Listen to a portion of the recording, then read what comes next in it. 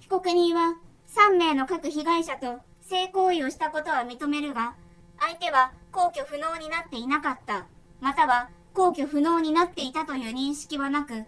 同意の上での性行為であったとして無罪を主張しています。しかし、争いのない事実及び被害者や共犯者等の証言により、被告人が公訴事実通りの犯行を行ったことが認められます。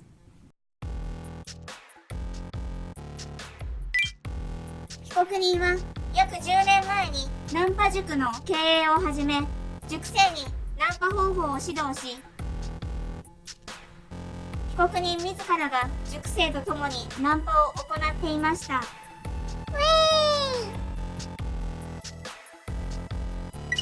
塾ではナンパしてその日のうちに性行為することを即と呼び、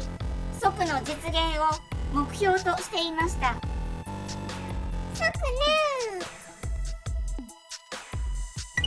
ナンパをする際にゲームをして負けたら酒を飲むというルールを設定しており、負けた女性に酒を飲ませることがありました。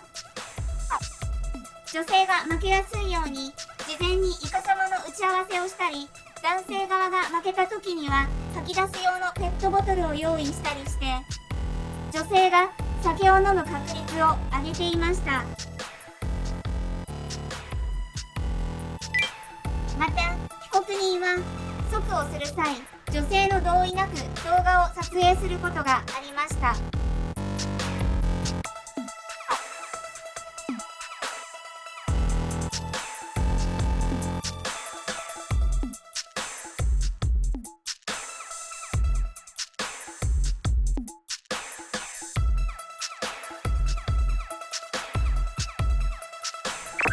被告人はナンパ塾の経営にあたって成果を上げて塾生からの受講料を得る目的で女性をナンパして酒を飲ませ、自らが女性と性行為をしました。被告人は男性側が酔わないように準備した上でアルコール度数の高い酒を被害者に飲ませていることから高度な計画性が認められます。被告人は被害者が泥酔した状態で性行為に及び、さらに塾生らと共有する目的で無断で性行為の場面等を動画撮影しました。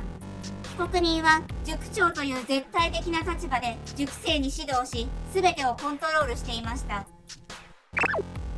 被告人は撮影した動画の一部をインターネット上で公開して即の実績を宣伝、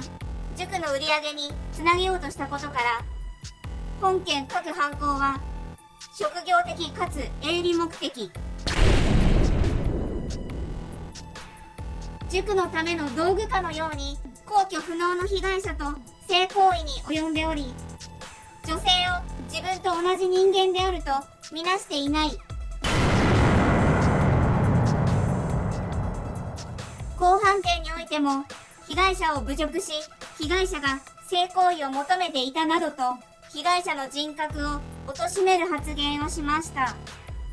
被告人は一切反省しておらず、同種犯行を繰り返す可能性は極めて高い。各被害者は未だ苦しみの中におり、厳罰を望んでいます。